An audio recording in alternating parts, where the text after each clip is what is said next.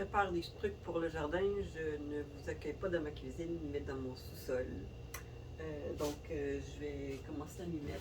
J'ai des pots de melon, de concombre et de courges à planter, donc c'est la journée cucurbitacée.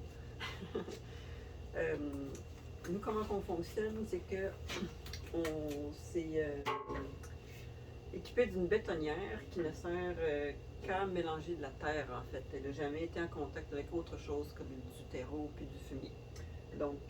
Avec un seau comme ça, je vais prendre de la terre, des grosses poches comme ça qu'on utilise. Donc, je vais prendre 2 seaux de ce terreau-là et je vais compléter avec un seau de fumier de cheval on ne le reçoit pas, on va le chercher en fait, mais c'est grâce aux bons soins de nos voisins qui ont des chevaux. On le tamise évidemment. C'est du fumier de cheval qui est vieux d'à peu près une dizaine d'années, donc c'est vraiment une belle qualité. Donc je mélange ça, 2 portions de terreau, une portion de fumier pour qu'ils aient un peu de nutriments quand même. Puis je vous montre ça.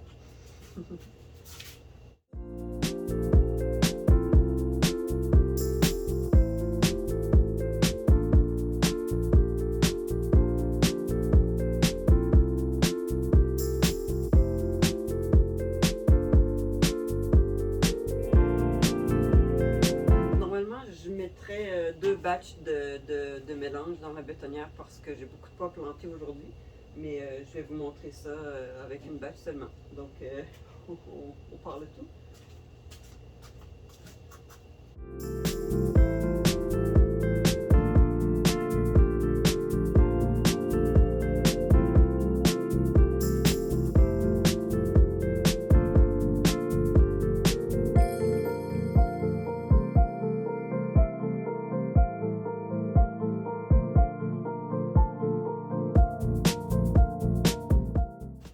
Voilà, donc vous aurez remarqué que j'arrose aussi la terre. Il faut que le terreau soit un peu mouillé, effectivement, là, quand on fait les semis. Donc voilà, la terre est mélangée, puis elle est prête à être utilisée pour mettre dans les pots. J'ai déjà préparé ici mes contenants sur le dessus de ce dernier étage-là. Puis, on commence à en mettre dans les pots. Je mets en fait une première couche de terre. Ensuite, je vais mettre un petit peu de nutriments parce que les melons, c'est assez gourmand. Les concombres, les courges aussi. Donc, on va le mettre un petit peu de poudre d'algue, ce qui est dans le contenant ici. Puis ensuite, je vais finir avec une couche de terreau aussi, de ce mélange-là aussi. Puis ensuite, on va être prêt à mettre les graines. Donc, ça, c'est bon pour la première couche de terre. Mais un petit peu de mélange. C'est vraiment une poudre fine. Il faut tout simplement saupoudrer un tout petit peu dans chaque pot. C'est sûr que les semences n'en auront pas besoin tout de suite. Mais comme ils vont rester un petit moment dans le pot jusqu'à ce qu'ils soient transplantés, puis même après qu'ils soient transplantés, ils vont pouvoir continuer à s'en nourrir si jamais ils en ont pas encore eu besoin jusque-là. Donc ça fait aussi une étape de moins au champ.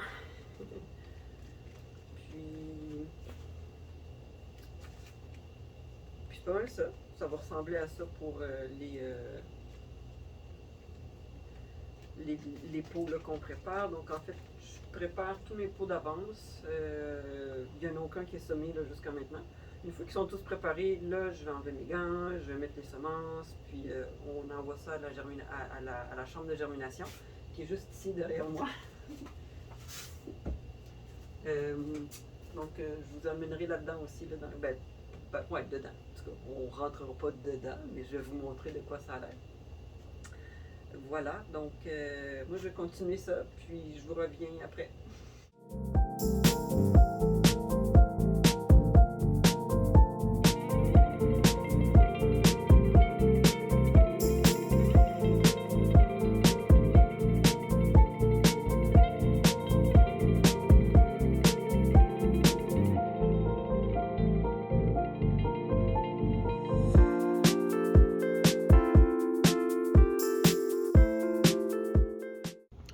Donc voilà, tous les pots sont prêts. On a ici plusieurs petits étages. Des pots ici, des pots ici et encore ici. Donc c'est prêt à semer. Mais avant, je vais vous montrer un peu les installations. Donc en premier, il y a l'eau.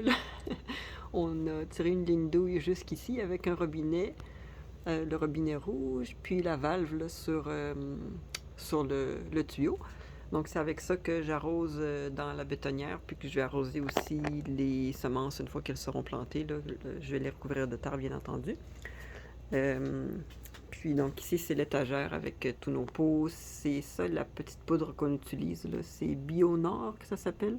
Il y en a deux sortes, une pour les plantes vertes, puis une pour les fruits et les fleurs. Donc pour les melons, bien entendu, j'ai mis celle pour fruits et fleurs parce qu'on veut des fruits.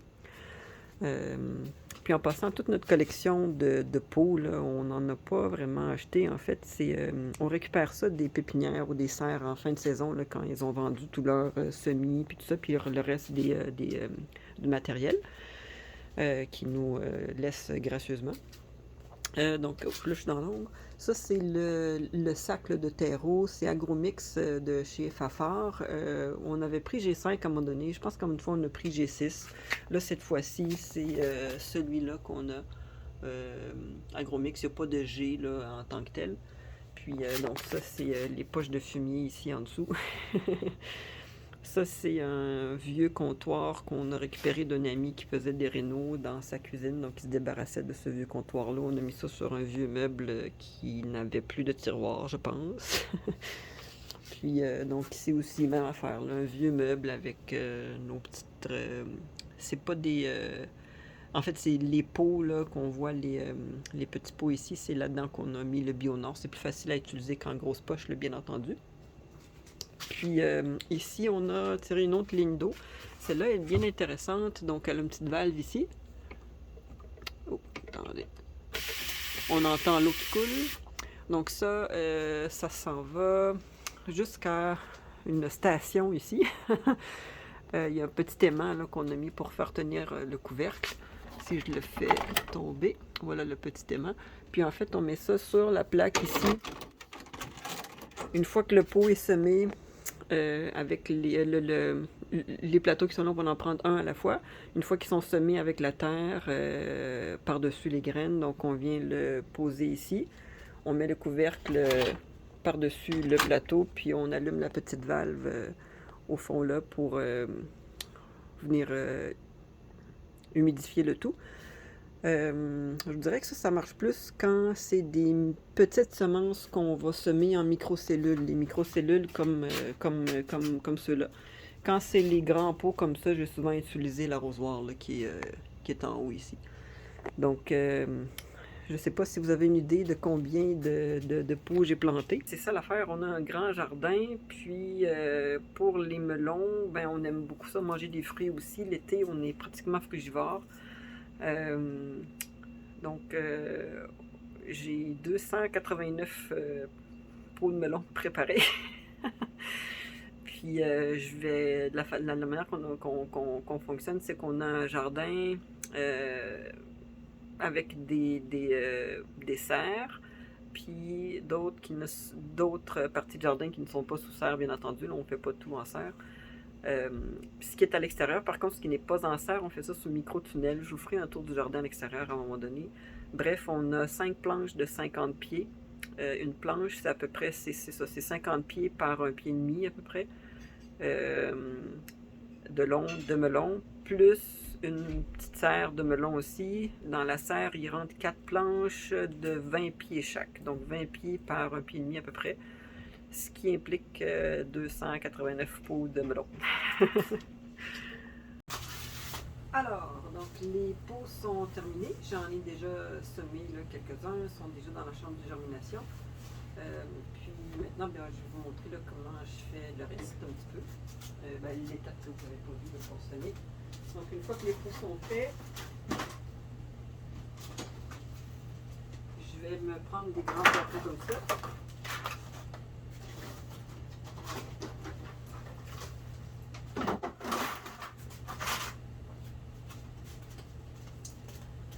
Je vais transférer mes pots La raison pour laquelle je les transfère, c'est parce que dans la chambre de germination, tous les grands bacs ne rentreraient pas. Il faut que ce soit des petits plateaux qu'on met un par-dessus l'autre.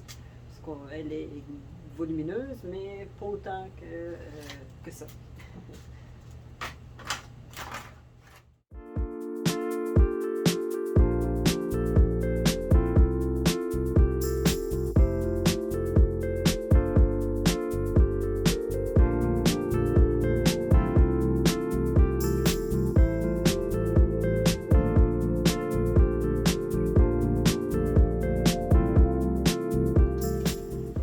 En ce moment, la terre n'est pas tassée. Donc, ce que je vais faire tout simplement, c'est avant de mettre les semences, je vais la tasser un peu avec un autre pot.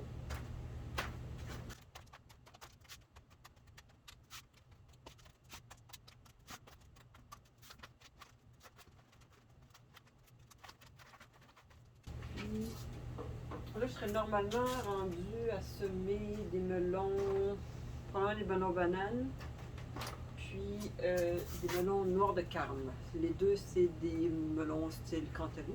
Pour l'instant, j'ai planté les Santa Claus, c'est parmi nos préférés. Eux, ils ont besoin de beaucoup de chaleur, ils vont aller dans la serre. J'ai planté des melons d'eau aussi à chair rose et des melons d'eau à chair jaune. Puis des melons asiatiques. C'est un petit melon, un tout petit melon qui est super sucré, qu'on a eu d'une ferme, de la ferme La Chouette Laponne l'année dernière, qu'on en avait pris un, c'était délicieux. Donc voilà, je vous amène plus près pour la semence, le semis. Donc vous aurez remarqué que j'en plante 5 par pot. La raison, c'est que en plus du 30% qu'on se garde comme marge, comme on en a tout plein des semences de melon, pour assurer vraiment une germination là, à 100% le plus possible, en fait, on met plusieurs semences par pot parce que les cucurbitacées n'aiment pas se faire jouer dans les racines. Donc, si par exemple il y en a 5 qui germent, ben, à ce moment-là, on va tout simplement couper les moins forts, puis ne garder que le plant le plus fort. S'ils sont tous également forts, ben, on va piger au hasard, puis on en garde juste un. Donc, c'est pour cette raison-là qu'on en met 5 par pot. C'est la même chose là, que je vais faire pour les courges, puis pour les concombres aussi. Donc 5 par pot, en plus du 30% qu'on se garde comme marque de lousse.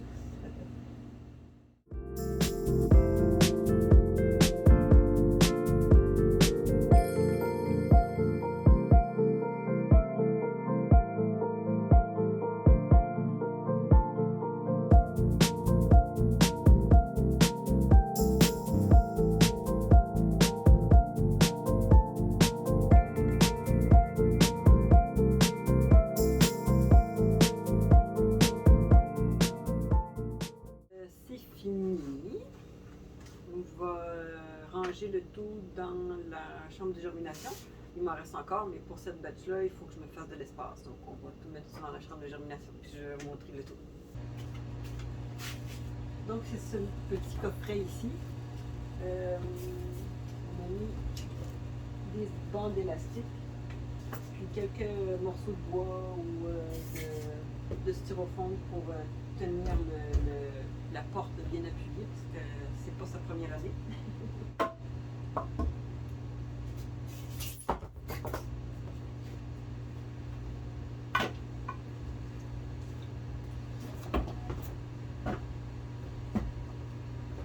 Donc, les melons de ce matin.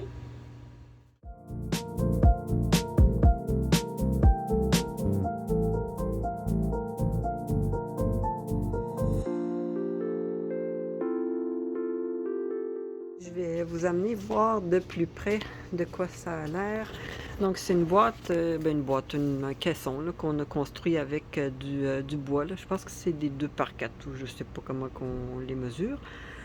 On a isolé ça avec du plastique de serre à l'intérieur, c'est le plastique qu'on voit.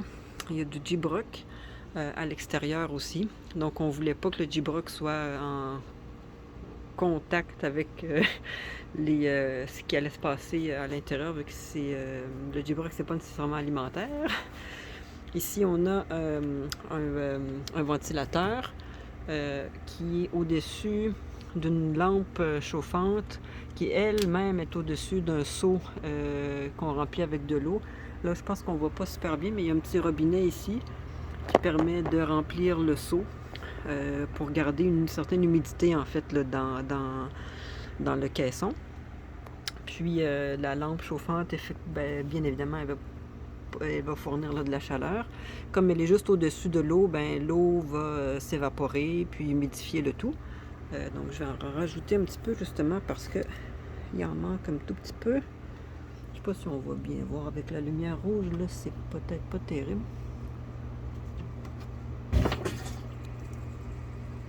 Ouais, on voit, ouais, non, ça remplit. Voilà. Puis il y a un thermomètre juste ici. Elle est programmée pour être à 26 degrés.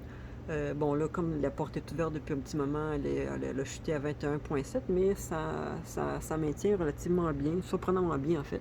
On a mis du styromousse en haut, mes doigts sont sales, pleins de terre. Puis en bas aussi, pour le sol, pour pas qu'elle soit directement là, sur le béton là, du sous-sol. Puis la porte, en fait, c'est tout simplement c'est comme des pancartes électorales. Mais je me souviens pas comment ça s'appelle, le vrai terme pour ça. Mais bref, on va chercher ça à la quincaillerie. Puis c'est avec ça qu'on a fait notre porte. Donc voilà pour la chambre de germination. Donc ça va faire dodo là-dedans pendant un petit bout. Je les regarde à chaque matin parce que des fois, si ça commençait à germer, j'ai pas envie qu'il fasse un long fil long dans la chambre de germination à la recherche de lumière. Fait que dès que c'est prêt à germer, je les monte en haut là, sous les néons. Donc je vais vous montrer les néons aussi là, dans quelques instants. À tout de suite! Donc on a... Je dis tout le temps le mot donc! Je vous amène en haut en fait maintenant pour voir l'endroit où on met les pots de semis là, une fois qu'ils ont germé, quand on les monte à la lumière sous les néons. Donc je flippe le tout et c'est parti! Voilà, donc on a transformé notre salle à dîner en salle de plantes, de jardinage. On a bâti des étagères à l'aide de bois. Puis on a même bâti les plateaux aussi, avec une membrane qui est utilisée en EDPN ou quelque chose comme ça. C'est utilisé pour faire des fontaines artificielles, puis des choses comme ça, mais c'est alimentaire en fait. Donc c'est ce qui nous intéressait surtout. Donc, ce qui est bien, c'est que les clous vont pas traverser, donc ça va pas déchirer. Puis on a tout simplement taqué ça là, sur les cadres en bois qu'on a fait. Pour faire le dessous du plateau, on a utilisé la même pancarte. C'est pas des pancartes électorales, mais c'est le même matériau. Puis on a accroché là, des néons sur des petites vis qu'on a vissées avec une petite chaîne. On a essayé autant les néons LED que les néons standards. Puis il n'y a vraiment aucune différence là, pour la croissance là, des plantes. On pensait avoir besoin de néons de croissance là, incroyable, puis tout ça qui coûte plus cher, mais c'est vraiment pas nécessaire. Donc ici on a les betteraves. Encore une fois, je n'arrête pas de dire donc. Ah oui, puis on a mis de l'eau aussi à cet endroit-là pour être capable de les arroser. Parce qu'avec la lumière, avec la chaleur d'ici, ça prend de l'eau. Voilà. Donc ici, on a des poivrons, on a du kale, on a un petit peu d'aneth dans la caissette, des cerises de terre, des fleurs, un peu de persil, du basilic, Qu'est-ce que c'est ici? Ah oui, je pense que c'est les aubergines, ceux-là. Laissez-moi voir. Ouais, aubergines. Puis le petit tout seul, là, avec le tronc rouge, c'est un épinard malabar. Ici, on a du persil. Un autre plateau de persil que j'ai tout juste le ramené d'en bas, de la chambre de germination. Il n'a pas encore germé, mais je me demande si la lumière va pas aider un peu, là, parce que c'est le cas pour le céleri. Puis je me dis peut-être que le persil, ça va être pareil. Ici, c'est des petits nouveaux, c'est des aubergines encore que j'ai ramenées là, ce matin. De la betterave en pagaille, d'autres betteraves. Ici, on a un petit peu de tagette ou tagène, je me souviens plus, c'est marigold je pense que c'est des œillets d'Inde aussi qu'on dit en français, sinon c'est marigold en anglais. C'est bon pour mettre en combinaison avec la tomate au jardin. Ça, c'est les tomates qu'on a transplantées hier, qui étaient dans des petites caissettes là, toutes à l'étroit. Ils avaient la mine basse hier, mais là, ils se redressent tranquillement. On les a partis tard cette année, les tomates. Mais bon, mieux vaut tard que jamais. Voilà, d'autres tomates. Puis le masterpiece, c'est les patates douces. Donc c'est assez simple, les patates douces. Il suffit de prendre une patate qu'on met dans la terre. On peut la couper en deux. On la coupe en deux. Puis on la met là, dans de la terre tout simplement. Il faut l'arroser, lui donner de la chaleur et de la lumière. Donc elle a tout ça ici. Puis en fait on ne chauffe pas cette pièce-ci de façon particulière parce que c'est une pièce à air ouverte, mais avec la température ambiante là, de la maison, c'est quand même suffisant pour elle. Et bien sûr, raison de la lumière, donc ça pousse à une vitesse extraordinaire. Il n'y a pas si longtemps, ça ressemblait à ça. Ensuite, ça ressemble à un peu plus loin ici. Puis là, oups, ça fait plus de feuilles, puis tout d'un coup, ben, ça explose. Puis là, waouh! C'est sûr que c'est des variétés qui sont différentes aussi, mais c'est assez incroyable la vitesse avec laquelle là, ça se développe. Qu'est-ce qu'on fait ensuite? Ben, on prend par exemple comme une tige, là, comme celle-ci. À un endroit particulier, on va la tailler. On va laisser quelques tiges. En fait, quelques feuilles là, qui partent d'un bout à l'autre. Puis on va mettre, disons qu'on la coupe ici, on va mettre cette partie-là qu'on a coupée, on va la mettre dans un vase avec de l'eau. Puis à la lumière toujours. Puis avec le temps, ben, ça va développer là, des racines. Et puis c'est ce qu'on va mettre en terre en fait pour nous donner là, éventuellement là, des patates douces. Ici, c'est une des fameuses tiges là, qu'on a sectionnées. Normalement, à chaque nœud, il y aurait des feuilles comme ça, comme celle-ci là, qui partent, mais on en enlève là, une bonne partie pour avoir une racine, en fait une tige nue. On va en laisser 3 à 4 feuilles par tige. Puis ensuite, on place tout simplement ça dans un bocal d'eau, puis ça finit par faire des racines. Donc c'est ça. Une fois que ça fait des racines comme ça, on prépare un pot de terre, puis on le place dans la terre tout simplement, puis ça finit par faire plus de racines. Puis c'est ce pot de terre-là, avec la tige de patate douce, bien entendu, là, qu'on va planter dans la terre. Puis en passant, ça, ce sont les melons. Un peu plus loin, on a des concombres aussi, là, puis des courges. C'est les mêmes petits que vous avez vus en début de vidéo là, que j'ai semés. Donc ça marche. Ici, on a les courges. C'est toujours plus impressionnant à voir parce que c'est très volumineux comme plante, alors qu'ils ont été plantés en même temps là, que ces autres petits plants là, qui sont des melons. Puis ici, on a le persil. Premier plateau, puis le deuxième. Et l'Annette qui a bien repris en fait. Je suis très contente de l'Annette. Puis on a d'autres petites choses, du poivron. Voilà, c'est ça. Donc les patates douces, une fois qu'on plante le petit bout là, qui a fait des racines en terre, bien, on laisse ça aller. Puis à l'automne, bien, ça nous donne des belles patates douces. Voilà. Donc c'était la petite visite guidée là, de la salle de je sais pas comment l'appeler là, la salle verte, la salle de poussage, il y a la salle de germination en bas. Puis ici en haut, c'est le salon vert. On va l'appeler le salon vert, tiens.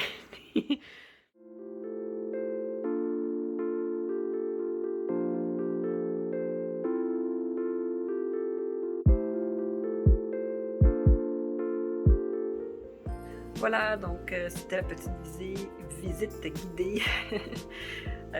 Donc je vous dis à la prochaine, puis on espère tous que je vais arrêter de dire le mot donc à toutes les 5 minutes. Voilà, bye bye, à la prochaine et à tout bientôt. Bye.